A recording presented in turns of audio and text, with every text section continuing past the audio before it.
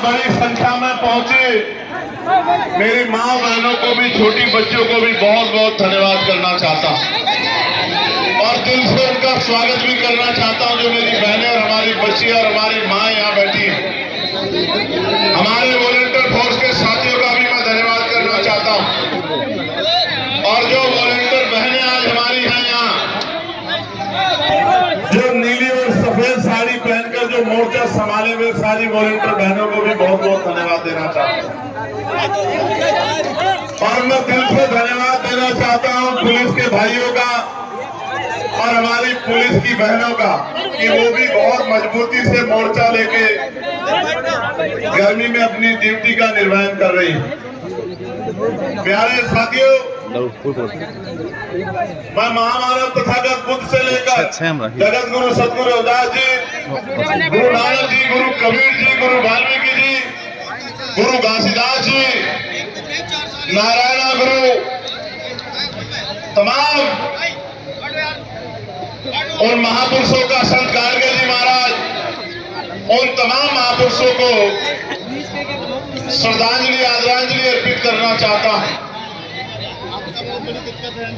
जिन्होंने सांस्कृतिक विरासत हमें सौंपी है और साथ साथ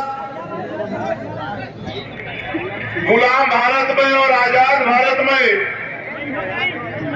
इस देश के कमजोरों को, महिलाओं को, वंचितों को, शोषितों को जगाने वाले राष्ट्रपिता ज्योतिबा फूले, छत्रपति साहू जी महाराज, डॉक्टर बाबा साहब अम्बेडकर, महामना रामस्वरूप वर्मा जी, चौधरी महाराज सिंह भारती जी, सर छोटू राम जी, बाबू शिवदयाल चौरसिया जी, परमानंद लोधी जी, बाबू जगदेव प्रसाद कुशवाहा जी, जननायक कपूरी ठाकुर जी, राम जी संतू जी लाड, मान्यवर दीना भाना वाल्मीकि जी, मेरे गुरु मान्यवर साहब श्री काशीराम जी,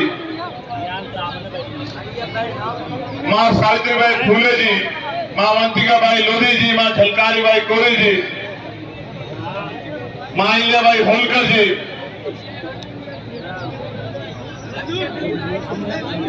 उन तमाम वीरांगनाओं को, देश के वीर अमर शहीदों को जिन्होंने देश के लिए बलिदान दिया, उन सबको नमन करता हूं। और नमन इसलिए कर रहा हूं कि जब भी आप उनको पढ़ोगे, उनका जीवन देखोगे, उनका संघर्ष देखोगे, मैं गारंटी से कहता हूं कि आप भी मेरी तरह सो नहीं पाओगे। मेरे लोगों, मेरी बात को आप याद रखना। मैं उस बच्ची को भी याद करता हूं जो 7 साल की, जिसको कुलदार उठा ले गया, सिमरन को, उसके परिवार के लिए भी अपने श्रद्धा के सुमन अर्पित करता हूं। उस परिवार को उनका दुख बांटने का प्रयास करता हूं। मैं अग्निवीर के रूप में देश की सेवा कर रहे हैं लखीमपुर के लाल इंद्रजीत गुप्ता जी को भी नमन करता हूं, जिन्होंने अभी अभी शहादत दी है। प्यारे साथियों,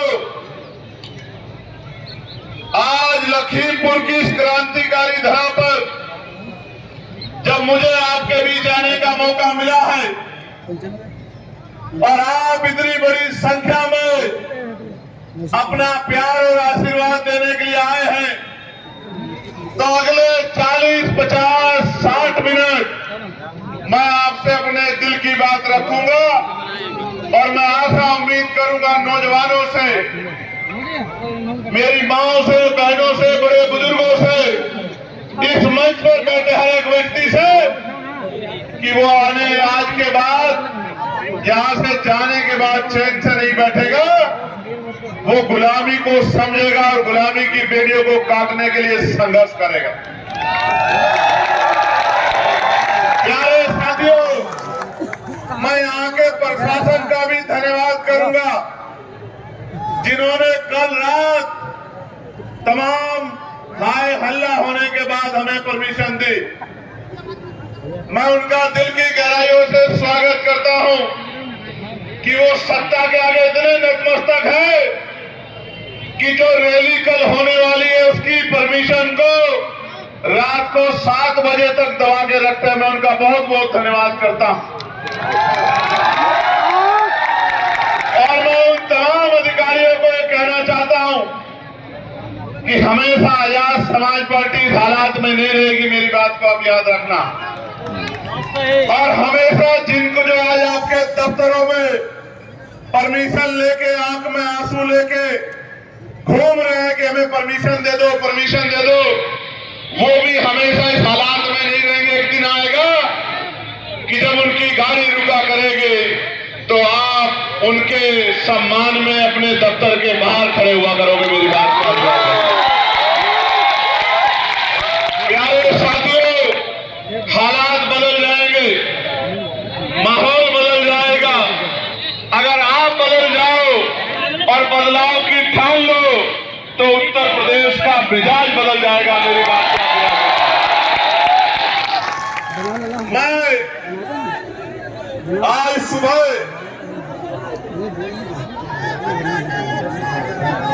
शहीद आजम सरदार भगत सिंह जी से मिला। जब मैं उनसे मिला तो मुझे महसूस हुआ कि नौजवानों में कितनी शक्ति है। यहां बैठे हर एक नौजवान को मैं कहना चाहता हूं, जब मैं सुबह उनसे बात कर रहा था, एक क्रांतिकारी दूसरे क्रांतिकारी से उनको पढ़ने के बाद बात कर रहा था, क्योंकि मैंने जेल की काली कोठरियों में, जेल के अंधेरी रातों में दो महापुरुषों को, बाबा साहब अम्बेडकर और मान्यवर काशीराम, और उनके बाद अगर किसी नायक को पढ़ा है तो वो शहीद आजम सरदार भगत सिंह जी को पढ़ा। और आपको जान के आश्चर्य होगा मेरे नौजवान साथियों कि शहीद आजम सरदार भगत सिंह जी ने 23 साल 5 महीने 26 दिन की उम्र में देश के लिए हंसते हंसते फांसी के फंदों को चुमा। मातृभूमि की रक्षा के लिए, मातृभूमि को अंग्रेजों से आजाद कराने के लिए 24 साल से कम उम्र में अपने प्राणों का बलिदान दिया था। तो मैं सोच रहा था कि ये जो तमाम लोग कहते हैं कि चंद्रशेखर आजाद से तो नौजवान जुड़ा हुआ है, मैं ये कहना चाहता हूं, जब 24 साल का नौजवान अपनी मातृभूमि की रक्षा के लिए, गुलामी की बेड़ियों को काटने के लिए अपने प्राणों का हंसते हंसते बलिदान दे सकता है, तो ये जो युवा यहाँ खड़ा है नौजवान, अगर ये ठान ले तो 2027 में मुख्यमंत्री जी का बोरी बिस्तरा भी बांध सकता है। इस बात का और मैं कहना चाहता हूं उत्तर प्रदेश की तानाशाही सत्ता से कि जुल्म जाति अन्याय अत्याचार की बेड़ी कटेगी। नौजवान अंगड़ाई ले रहा है और वो अपने ऊपर हुए के जुल्म का हिसाब 2027 में वोट के आधार पर करेगा। मेरी बात प्यारे साथियों, मैं ओम प्रकाश वाल्मीकि जी की इन 2 लाइनों से आज की बात की शुरुआत करूंगा। इन त्रासदियों को अभी न जाने कितनी सदियों तक सहना है।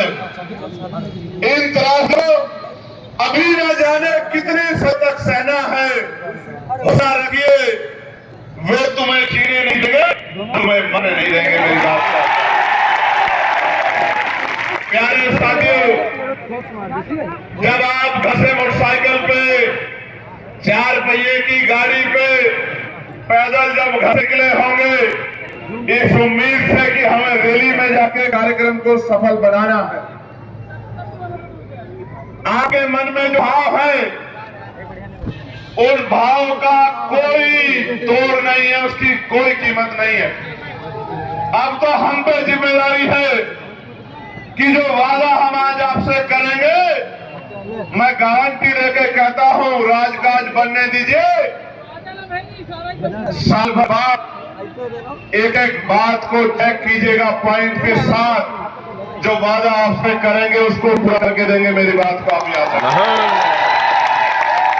प्यारे साथियों, मैं आज की बात यहां से शुरू करूंगा कि ये देश अंग्रेजों का अधीन था, और अंग्रेज वही नहीं होते जिनको आप टीवी में देखते हैं।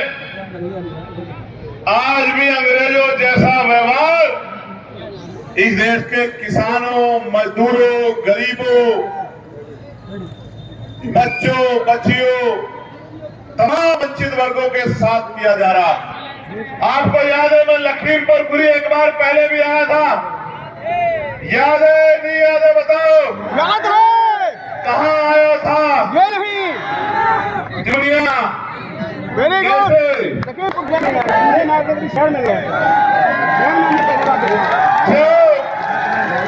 सीतापुर से भी पहले पुलिस ने मुझे रोककर वापस कर दिया, तो पुलिस के भाइयों का सम्मान रखते हुए 7 घंटे मोटरसाइकिल की यात्रा करके हम लोग तिगुनिया पहुंचे थे। और क्यों पहुंचे थे? क्योंकि वहां किसानों के साथ अन्याय हुआ था। गाड़ियों के पहियों के नीचे बिल्कुल सही मेरे किसान परिवारों को रोन दिया गया था। मेरे आज भी याद है, मैं उन शहीद किसानों को भी उनकी शहादत में नमन करता हूं जिन किसानों ने बलिदान दिया। वो टायर किसानों के ऊपर नहीं चढ़ा था, वो हर एक किसान मजदूर के घर पे, उसकी फसल पे, उसके सम्मान पे चढ़ा। प्यारे साथियों, उन किसान भाइयों को न्याय दिलाने के लिए मैं और मेरे साथी 10-12 साइकिल लेके 7 घंटे का सफर करके पहुंचे। और आपको याद होगा, मैं बधाई देता हूं आपको कि ऐसे गुंडों को आपने उनकी शक्ति छीन के सत्ता से बाहर करने का काम बहुत मजबूती से किया। इसके लिए मैं आपको लोकतंत्र की शक्ति उनको दिखाई कि अगर कोई गुंडागर्दी करेगा तो दोबारा लोकसभा की चौखट नहीं देख पाएगा। मैं आपको बधाई देता हूं, आपने बहुत मजबूत किया। प्यारे साथियों, बाबा साहब अम्बेडकर 1930 में ये बात कहते हैं कि हमारे दुखों को हमारे सिवाय कोई और नहीं मिटा सकता है। हम भी तब तक नहीं मिटा सकते जब तक राजनीतिक सत्ता हमारे हाथ में नहीं होगी। मेरी बात पे गौर करो। लोकतंत्र से पहले पाल, प्रजापति, कश्यप, सैनी, मौर्य, साकेत, केवल, मल्ला, लोधी, विश्वकर्मा, सैन, तमाम वंचित वर्गों के बच्चों को अगर किसी ने नहीं पढ़ा तो पढ़ेगा। 1935 से पहले किसी सरकारी पद पे जाने का अधिकार भारत के नहीं है। 1935 में 1935 का जो एक्ट बना, और ऐसे नहीं बना एक्ट जिन्होंने नहीं सुना हो, नहीं जाना हो, वो भी जान लो। एक कमेरी मां की कोख से जन्म लिया चंद्रशेखर आजाद आज यहाँ लखीमपुर खीरी में आपको जनवाने आया है कि लोकतंत्र आने के बाद क्या बदलाव हुए मेरे लोग। तो मेरे प्यारे साथियों, 1928 में बाबा साहब अम्बेडकर ने बहिष्कृत हितकारिणी महासभा के बैनर तले मेमोरेंडम दिया कि देश में अछूतों के, शूद्रों के हाथ बड़े खराब हैं, अंग्रेजों को हमारे बारे में सोचना चाहिए। उनकी मेमोरेंडम पे साइमन कमीशन भारत आया।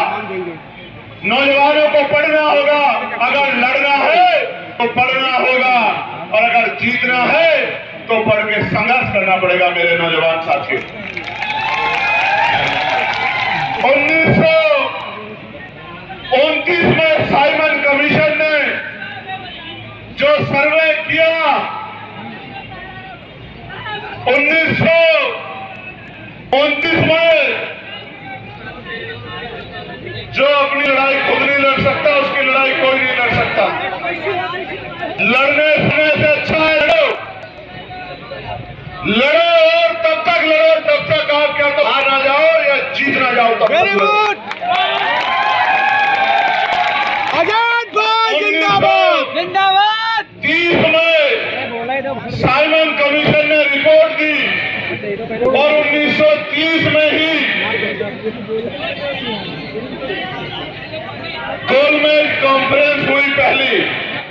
पहली गोलमेज कॉन्फ्रेंस में बाबा साहब अम्बेडकर ने कमजोरों के लिए, महिलाओं के लिए, दलितों के लिए, पिछड़ों के लिए गोलमेज कॉन्फ्रेंस में उनके अधिकारों के लिए मांग उठाई। और मुझे बड़े तकलीफ के साथ कहना पड़ेगा कि महात्मा गांधी, जिनको देश में राष्ट्रपिता बाद में माना, महात्मा गांधी उस समय कमजोरों के अधिकारों के खिलाफ खड़े हुए थे। ये बड़े तकलीफ की बात है, देश नहीं जानता है, लेकिन हमारे महापुरुषों ने जो संघर्ष किया है उनके की द्वारा जो लिखा गया है उसको पढ़ के हमें जानकारी है कि कौन कहां खड़ा था। प्यारे साथियों, 30 में हुई, 31 में हुई, 32 में हुई गोलमेज कॉन्फ्रेंस। 3 गोलमेज कॉन्फ्रेंस के बाद पूरा पैक्ट हुआ और 1935 का एक्ट बना। उस एक्ट में पहली बात यह हुआ कि भारत के लोग भी सरकारी सेवा में क्लास 1 यानी कि सिविल सेवा में आगे कर पाएंगे, हिस्सा बन पाएंगे। 1935 में पहली बार।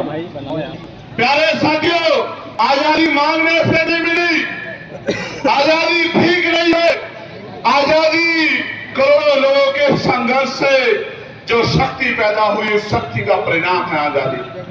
प्यारे साथियों, बाबा साहब अम्बेडकर ने संविधान में हर एक व्यक्ति को, बालिग व्यक्ति को वोट का अधिकार दिलाने का काम किया। 1935 तक इस देश के पैसे वाले, पूंजीपति, व्यापारी, राजशाही परिवार के लोग,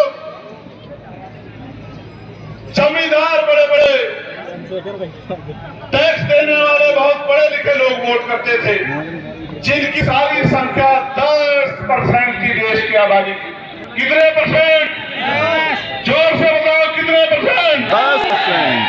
10% यानी कि 100 लोग अगर थे तो 10 लोग कुर्सी में बैठते थे और उनका फैसला भी 10% लोग करते थे। 90% लोग ना कुर्सी में बैठते थे, ना कुर्सी में बैठने का फैसला करते थे। और मेरी बहनों को जानना चाहिए, पुलिस बहनें जो आज यहाँ खड़ी है उनको भी जानना चाहिए कि उन 10% में एक भी महिला नहीं थी, किसी भी जाति की और किसी भी धर्म, न वोट देने वाली, न चुनाव लड़ने वाली एक भी महिला नहीं थी। SC ST छोड़िए, OBC छोड़िए, अपर कास्ट जिनको तथाकथित अपर कास्ट कहा जाता है, सामान्य जाति जिनको कहा जाता है, नॉन SC ST OBC जिनको कहा जाता है, उन वर्गों की महिलाएं, मुस्लिम महिलाएं, सिख महिलाएं, जैन महिलाएं भी वोट ना करती थी, ना चुनाव लड़ सकती थी। ये तो भला हो बाबा साहब अम्बेडकर का कि देश के संविधान में महिलाओं को बराबर के अधिकार दिए और प्रधान से लेकर प्रधानमंत्री और राष्ट्रपति महिलाएं बनी, तो बाबा साहब अम्बेडकर के संविधान की बदौलत बनी। आज अगर दरोगा बनी है, CO बनी है, इंस्पेक्टर बनी है, SSP बनी है, और जहां तक मुझे आइडिया है इस जिले की SSP शायद कोई बहन है, कोई महिला इस जिले के SSP आई थी, ख्याति गर्ग। अगर IAS IPS बनी, अगर सेक्रेटरी, चीफ सेक्रेटरी बनी, अगर पायलट बनी, इंजीनियर बनी, तो बाबा साहब अम्बेडकर के संघर्ष की वजह से बनी, किसी आशीर्वाद की वजह से नहीं।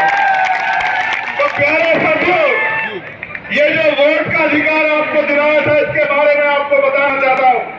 अगर ये वोट का अधिकार नहीं होता तो ये बड़े बड़े महलों वाले, बड़ी बड़ी गाड़ी वाले, बड़े बड़े बंगलों वाले, बड़े बड़े मुल्कों वाले, ये अमीर लोग कभी आपकी बस्तियों में पैर नहीं रखते। मेरे लोगों,